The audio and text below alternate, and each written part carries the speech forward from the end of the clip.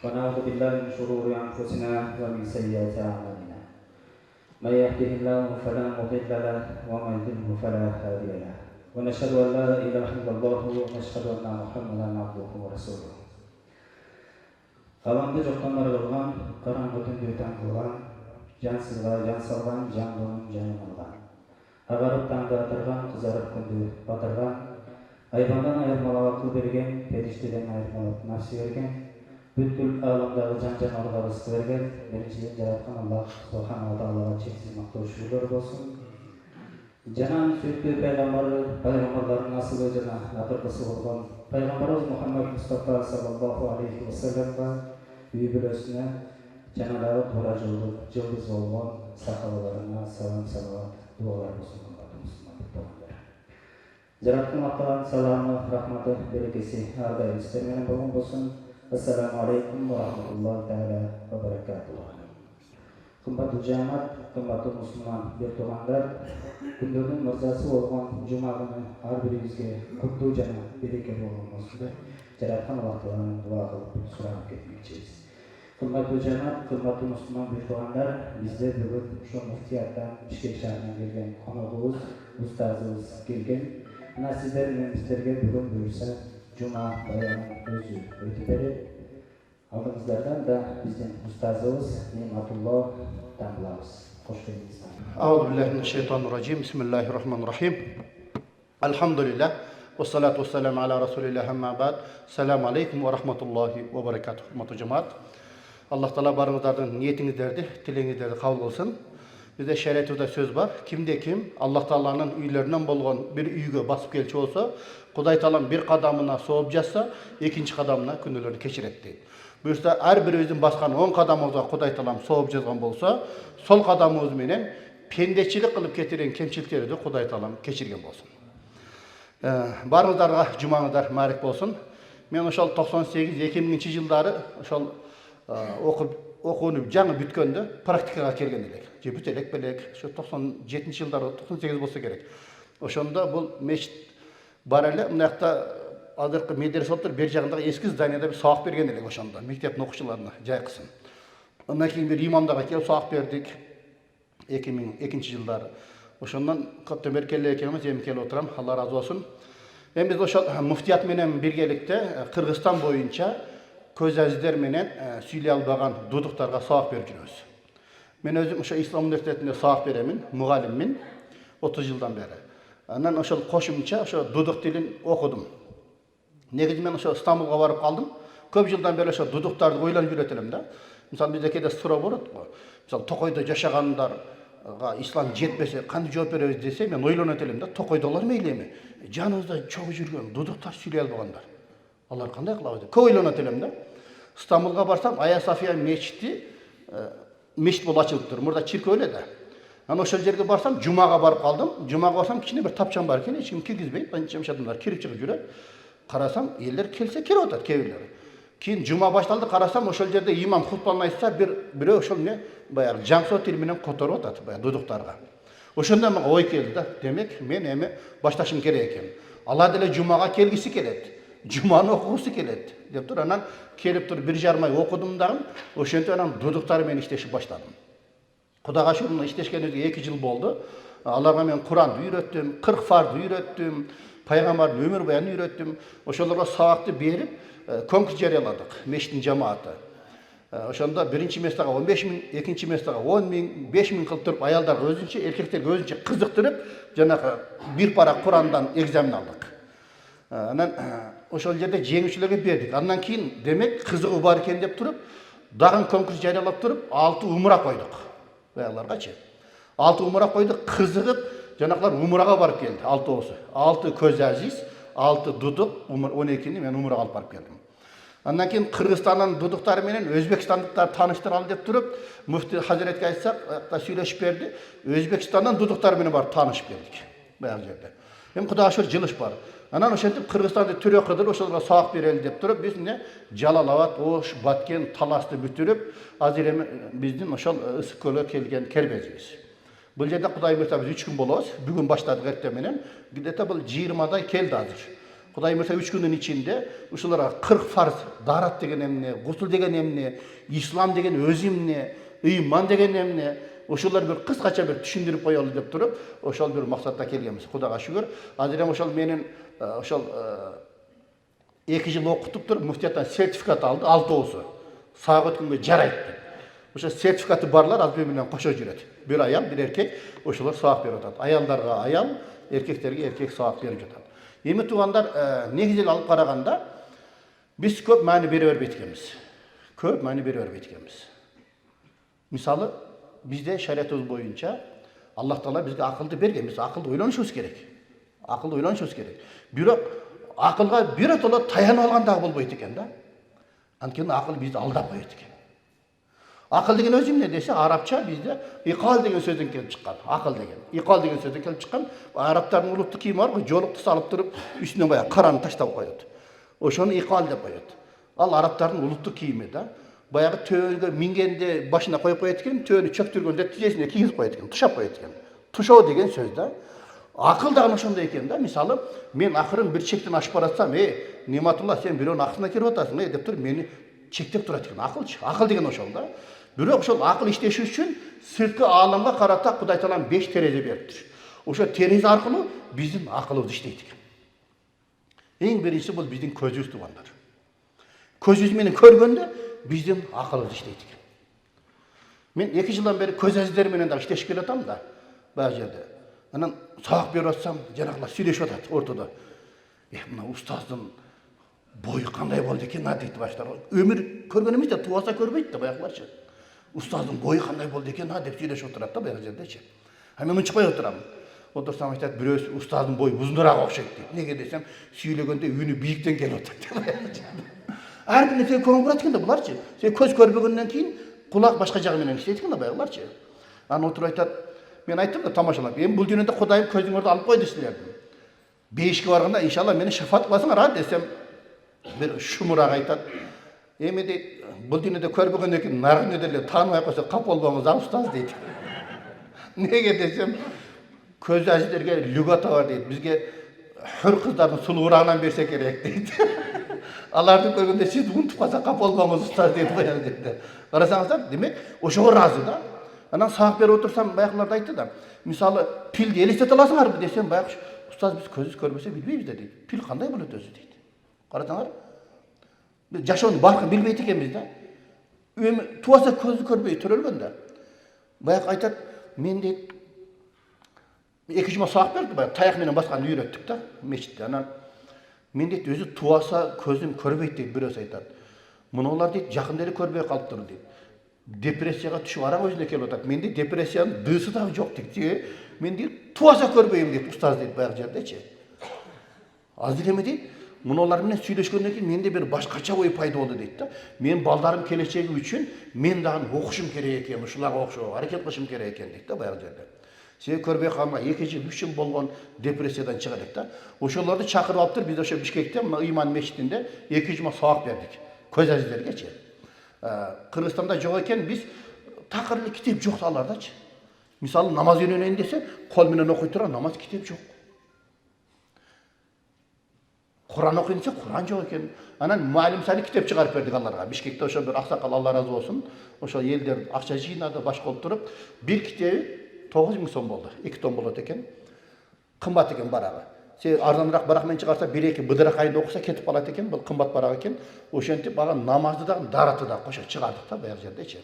Анан алар сураныч элемне, бизде дуа китептер жок устаз дейт. Бир дуа китептерден чыгарып берсеңиздер дейт. Ал аппарат жок экен бизде. Принтер бар экен, бир $6000 экен, алып туруп китептерди чыгарып атабыз. Бирок өтө кыйын баягыларчы. Анан баягыларга сабак бергенде 6 айлык сабак уюштуруп койдук да бизчи. Көз азиздерге 6 ай. Неге десе, баягы жерде ошолордун агай айтат, биз бүркүтпүз дейт. Кандай бүркүт десе, бүркүт негизи Кудай Таалам 30 жыл өмүр берет экен, 30 жыл жашайт экен. 30 жылдан кийин бүркүттүн тумшугун өзү сындырат экен. Сындырып туруп 3 ай жатат экен. Баягы тумшугу кайрадан өсүп чыгыш үчүн. Ач калка сабакка чыдайт экен да. Андан кийин дагы анча-мынча нерсесин камдап алып туруп, тырмактарын уруп, тиштеп сындырат экен. Дагы 3 ай күтөт экен. 6 айда кайрадан жаңырып чыгат экен бак тырмактарычы. Ошондо тумшугу менен тырмактары 6 айда жаңырат экен, кайрадан 30 жыл жашоого мүмкүнчүлүк алат экен да. Эми дейт биз көз ажиз болуп калдык дейт. Эми биз дейт ошол 6 ай окуп туруп мындан кийинки жашоого биз өзүбүзгө биз дух алышыбыз керек деп карасаңыздар. 6 айдын ичинде картошка арчыганды, ет кескенди, ет майдалаганды, шашлык кылганга чейин үйрөтүп коебуз да баягы жердечи. Карасаңыздар. Се бычак кармаганда техникалар бар да. Бычактын кесе турган жерде ылдый карап туруп бер дейбиз да баягы жерде. Се мынтип берсең ал катуураак түртүп койсо өзүң сайылып кетиши мүмкүн. Кыскасы баягы 2 жума кыска мөөнөттө уюштурдук лагерь кылып. 2 жумада кадимдей дарбыз кесип калды баягыларчы. Анан баягы жерде биз айтабыз да, үйлөнгөн келеби десек, ой үйлөнөм дейт. Эгер үйлөнө турган болсоң, эртең балалуу болсоң, памперсти ким алып келип берет? Өзүң алышың керек. Аяғың ауырып қалса, дарыға кимди жөнөтөсүң? Өзүң барышың керек. Ушинтип атып баягы жерде баягы дух пайда болот экен, баягы жердечи. Таяк менен басканды үйрөттүк. 15 күндө, 15-нчи күндө экзамен алдык.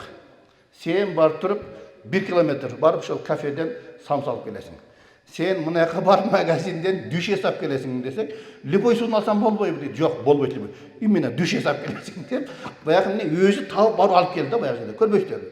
Сен ошентип кадимкидей өз алдынча жашоого үйрөтүшүбүз керек экен да. Сен муну мыйзам боюнча баягы батышта инклюзив деп коет экен. Элге аралаштырыш керек деп. Ошо көз ажиздер айтат да, устаз дейт, бизде дейт көз ажиздердин бир датасы бар дейт, ошол күнү бизге тамак аш берип сыйлап коет. Анын эмне пайдасы бар бизге дейт. Биз элге аралашышыбыз керек дейт баягы жердечи. Пайгамбардын өмүр баянын карасак, инклюзив деген ошол 15 кылым мурда эле болгон экен. Пайгамбарыбыз азанчысынын бирөөсү ким? Абдулла ибн Умм Мактум. Ифтарга Хазрет Билал азан айткан, сухурга көз ажиз сахаба азан айткан. Пайгамбар бир жака кеткенде намаз окуп бер деп туруп имамчылыкка таштап кеткен. Элге аралаштырган. Демек, ал нерсе бизде бар экен да. Биз элге аралаштырышыбыз керек экен да, аларды бөлүп койбостон. Анан былтыр ошол эмени алып бардым. Көз ажиздер алып барып Саудиядагы, Мадинадагы көз ажиздер менен тааныштырдым. Баягы жердечи арабтар менен. Аларда ушунчалык бир өнүгүп кетиптир. Өздөрүнүн ишканалары бар экен. Столойлор бар экен. Столойлорго барсаң, жанагы эмелер холодильникке быдырак эмен жазып коюптур. Бул жерде эме мөмө жемиш бар, бул жерде ет бар деп бүт бардыгын ошолорго ыңгайлаштырып коюптур да. Бүт бардыгын. Эми эмне дебичимин туугандар? Эгерде ошондойлор боло турган болсо, ошону биз кичине бир колдоп окутушубуз керек да. Өз алдынча жашоого үйрөнүш керек. Ада бизде мына Бишкекте Алла разы болсун бир ажеке 2 квартира сатып берди. $100,000 бирөөнү, дагы $100,000 экинчисин аялдар үчүн. Ошол жерде 8ден 10го чейин 6 ай жатып окуйт тамак ашы менен. Бул жерде ошол 8ге 10го чейин бир кыздар жатып окуйт дагы кадимкидей ошол эмне өз алдынча жашоону үйрөнөт. Ошол жерде бир кыз айтып атпайбы? Агай дейт, мен мурда үйдөн чыкканга коркчу элем. Азыр дейт, үйдө отургум келбейт дейт баягы жерде. Ошо көчөлөрдү айланып, медреселерге барып өзү сабак окуйт, анан баягы брайлды үйрөнөм дегендерге барып үйрөтөт. Кендин кесир басып үйрөнүп калат экен да. Демек, ошолорду катара кошушубуз керек экен да, бөлбөстөн. Анан мына дудуктарга келе турган болсок, булар да кыйын да. Мисалы бул биринчиси биз көз дедик. Көз менен биздин акылыбыз иштейт экен да. Көргөндө, буларда көрбөгөндөн кийин өтпөйт экен да. Мисалы түстү элестетесиңер десем, сабак берип атып, элестете албайбыз дейт башкача. Карасаң, кыйын. Туаса сокуртар өлгөн да, көрбөйт. Мында яркий деп коетун, ачык деген угабыз дейт, бирок элестете албайбыз. Түс кандай экендигин билбейбиз дейт. Ошентип отурса бирөөсү, устаздын түсү кандай болду экен деп коет. Менин түсүмдү сураштырып атат баягы жердечи. Сакалы бар бекен дейт. Анан кеп кармап көрчү десем, мен мындай сакалым кармайт дагы, экөөбүздүкү окшош эле экен деп коет. Мындай сакал экен деп элестеттим эле дейт да баягы жерде. Мен айттым, менин сакалым ушундай. Көрөсүңөр. Эми бул биринчиси көз деди. Көз менен биздин акылыбыз иштейт экен да. Экинчиси бул кулак. Кулак менен биз Аллах Тааланы тааныйт экенбиз, акыл иштейт экен да. Кулак менен угуп туруп биз ойлонобуз. Субханалла. Кудайдын кудурети деп ойлонот экенбиз. Ал эми мына будуктарды карасаң, укпагандан кийин ойлоно албайт экен да байкуштар. Эмнени ойлонот? Укпайт. Түшүндүрө албайсың көп нерсени. Сүйлөй албайт. Түшүндүрө албайсың көп нерсени. Ошондуктан Аллах Таала Кур'анда айтат: "Суммун букмун умюн фахум ла яқилун." көзі көрбеген, құлағы ұқпағандардың ақылы іштебейді деп келеді да баяғы жерде. Себебі шында өле түшіндіре албайды екенсің да. Түшіндіре албайды екенсің. Еми, ошоларға мен сақ бергеннен кейін мен ойландым да, мында ойлансам, Қырғызстан бойынша алып қарасақ, ошол көзі әжіздерге ешбір мешітте шарт түзеліп тұр. Шарт жоқ екен. Мысалы, мынау жерде мешітке кіргенде жаңағы пандус деген болады екен мысалы. Кәлескеғадағы көз әжіздерге да керек екен, ал нәрсечі. Таяқ менен басқанға. Көп мешітте жоқ. Мен мешітке келгеннен кейін ойландым да баяғы жерде.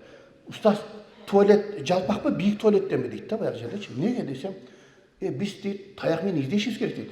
Таяқмен издеп, таяғын мал болады екен да баяғы туалеттің ішіндечі. Бұл жақ қарап тұра, бұл жақ қарап тұра деп. Аяғымда иладым баяғылар. Шын қарасамшы, қиын екен да. Бұл жақ қарап тұра екен, ошоға жашақ кіре бермейді екен. Аларға унитаз керек екен да. Ақырын келгенде ширағына тиет екен, унитаз екен деп тұр, жаңа бағалегі бұлғанбай, тазарақ болады екен да. Ешкім ойламап тұр ошолар жөнінде. Мысалы, ертеңгі күні ошолар дағы біздің мойнымызға асылады туғандар. Неге сілер бізге шарт түзген жоқсыңар деп тұр. Ошондон туғандар мына Меке Мирлан Алмаздамла ошо ойланыш керек екен ошо маселени. Дараканаларда сөзсүз көз әжіздерге, кәлеске чандарға бір шарт қойыш керек екен. Оңайлы, ертең Құдайдың астында бізді жақалайды. Бізде ел қатар мешітке барғыз келді, азанды уғып аттық, барсақ шарт жоқ, бізде даратқа шарт жоқ, башқаға шарт жоқ деп тұрып. Мысалы, кәлескеде отырғандар, мүмкіншілік шектелгендер. Алар ойланады екен да. Бізде мешітке барғыз келеді, барсақ болады еле, бізде дават ұқсақ болады еле, дават ұқуыз келеді дейді екен, бірақ шарт жоқ. Мысалы, мына жаққа кірінге шарт барым, кәлеске жоқ та. Тепкішті қылады екен біз дағы, өзіміз ойлайды екенбіз, аларды ойлайды екенбіз. Кәлеске келе тұрған жол жоқ. Даратхананы қарасақ, ал жерде де шарт жоқ екен да. Ал жерде де шарт жоқ екен. Ошо мен бір ай болды, Даратхананың біреусін бұзып атабыз, ошо иман мешітінде. Кәлеске менен келгендерге шарт түзіп атабыз. Баяғы жерде пандустағын 5% деп қойды, 3,5 градус болуш керек екен да. Ақырын бай өзі шыға тұрған болуш керек екен. Кіргеннен кейін ешік ашылмай жабылмай емес, бай жанын ашыла тұрған болуш керек екен оларға. Кәлескесі менен кирип, жана даратханаға отырып, анан ошол эле жерде дарат алып туруп, адыр шарт чыгып калыптыр. Жанакындай не деп айтылат, кол жуугуч раковина. Ылдыйрагынан экинчисин да чыгарып коюптур, бут жууй турган кылыпчы. Ошондой шарттарды түзүшүбүз керек экен. Эртең Кудайдын астында аябай чоң жоопкерчилик бар да. Эгерде ошондой шарт боло турган болсо, мисалы, мына Мухтарлар мешитинде шарты бар экен деп туруп, кәлескечилер келип баштайт иншалла. Аларда шарт жок келе албай жүрөт. Анткени Алла деле укусы келет келип туруп, ичинде биз шарият окусак, даратка шарты болсо деп туруп. Ошону бир ойлонуп коюш керек экен. Алмаздамла. Өтө мындай жоопкерчилик иш да. Анан туугандар бул жерде ошол акылдын иштеши үчүн биз айттык, биринчиси көз дедик, экинчиси кулак дедик. Мисалы, көзүбүздү таң каласың да, не себептен биздин көз жаш туздуу? Не себептен биздин көз жаш туздуу? Анткени эгерде тузу жок болсо, -5 градуста көзү тоң калат экен. Кудай Таалам ошол себептен көз жашты туздуу кылып коюптур да. -55ке чейин тоңбойт экен да. Кудай Таалам кудурети. Ошо көрүү менен биз маалымат алабыз да баягы жерде. Азыр мен көз эздер менен иштешип атам, көп маалымат жок. Көздөн келет экен да. Эгерде көз көрбөсө, мээде 30% бош калат экен да. Көз аркылуу кире турган маалыматтар бошта көмдөй. Ошо көз эздер менен отурсак, 2 жума окто деп чакырдык. Агай дейт, бирөөсү көрбөй жүрүп көрүп калыптыр. Ошол бизди семинарга чакырды дейт. 3 күндүк семинарга бардык дейт баягы жерде. Өзү билет да, ошо таяк менен таянып жүрүп, көрбөй жүрүп, Кудайдын кудурети, ошо дарыган көрүп калган экен, анан ошону чакырып бизге сабак берип атат дейт. Мисалы, көзү көрбөгөндөр мындай кармап столду билет да. Көз көргөндөн кийин стол кана десе таба албайт экен. Баягы сыймалап кармаган башка экен, көз менен көргөн такыр башка экен да. Экөөсү эки башка нерсе экен. Көрбөй жүрүп көрүп калгандар буюмдарды тааныбайт экен да. Анткени түстү көргөн эмес, жарык башка деген нерсени көргөн эмес, бул кыйын экен. Анан ошентип сабақ беріп сөйлесіп жатсақ, ошол Бишкекте иман мешітінде имаммын да мен. Ал жерде бізде 2 жылдан бері көз әзіздер менен дудуктар чоң аралашып эле жүрөт баягы жердечи. Кадыр түндө мешіттин тең жарымы bir 200-ге жакын дудуктар. İftarda күндө bizde 400 kişi oz açılır, 200 biz açabız, 200 duduktar. Ayakta karasan bir yak tamak yerinde hızlı çıkıyor. Bir yak tıp 200 adam tıp da. Söylemedik mi işte? Onun çıkmayken tamağını yiyip durup özde jinatıp ketip falan. Biz söyleyenler. Çaçılgan boydan ketip kalabız. Onlar yok, özleri tapta takılıp jinap, jaşlarını gürüz ediyor. Bak, kötereket, muzurga deyip durup, tapta takılıp jinap ketip bu yerde. Anam bayağı köz әздерді көріп алып тұр баяғы дудуктар. Жалко, көзі көрбейді деп тұр байқұштар. Бор açıydı. Бергі көз әздер дудуктарға бор açıydı. Сөйлей албаса қиында байқұштар. Не қылады депші баяғы жерде. Қандып жашайды деп. Ошентіп отырсақ жаңағы бір көз әзді айтады. Жашау немелер көп та. Мынандай телефон шыға келе дейді баяғы. Простой телефон болчу дейді. Такси шақырдым дейді. Бақыт деген байке бар. Кыратая сонун. Мурда операда иштеген экен, ырдап. Азыр эми кыраатын кара, вообще башкача. Андыртап уже Куран жетип атат. Такси чакырдым дейт, такси келди, отуруп кеттик десем унчукпайт дейт. Кеттик десем унчукпайт дейт. Анан мындай кыймылдап калды дейт. Дудук экен деп сезип калдым дейт. Көз әзизге дудук шофер келип атты дейт, такси чакырсам. Баягы жерде. Анан адрести айтышым керек дейт. Анан сөйлей албай тұрсам дейді, ручка менен қағаз береді дейді. Мен көзім көрмесе қандай жазаманы дейді. Анан мындай құлақ салсам сырттан бері өтіп бара жатады. Туған десем бір эже екен дейді. Ал эже келді дағын дейді. Не oldu дейді. Эже мен көзім көрмейді. Мен бара тұрған адресті мынауға жазып беріп қойыңызшы десем. Бұл жерде айтып қоя бермейсің бе деп айтады дейді. Эже бұл дудук екенсің, ой топ осындай да жашау болады деп дейді. Баяғылар таң қалады дейді. Адреме жақсы бол дейді, мында сенсорный телефон шығып дейді. Баяғы сөйлесін жазып береді да. Баяғы жерде ше. Şunday bir жашоолор болот экен да. Булар өздөрү отуруп алып бири-бирине бор ашый берет экен. Ана ошентип отуруп, эми силер жашооңорго наразы эмессиңерби десем, көз әзиздер айтат да. Эгер Кудай Таала менин жанымды алып дейт бирөөсү, кайсы майыптыкты тандайт элем десе, кайра эле көз әзиз болот элем дейт. Кайра эле көз әзиз болот элем дейт. Неге? Себеби сүйлөй албасаң мындай кысылып кетесиң адам дейт. Кудайчы биз сүйлөйбүз дейт. Угабыз дейт. Баягы жерде. Эгерде калескачан кылып койсо, не болот элем дейт. Элдер менен жийиркенип дейт. Ордумда жатып калсам не болот эле дейт. Кудайга шүгүр азыр мен басамын дейт. Баягы жерде. Басамын, Кудайга шүгүр дейт. Көрбөсөм дагы угамын дейт баягы жерде. Кыскасы туугандар, ошо биздин жашообузда жүргөн, жаныбызда эле жүргөн ошо бир туугандарыбыз унутта калып кетти да. Ошолорго биз мүмкүн болушунча колдон келишинче жардам беришибиз керек.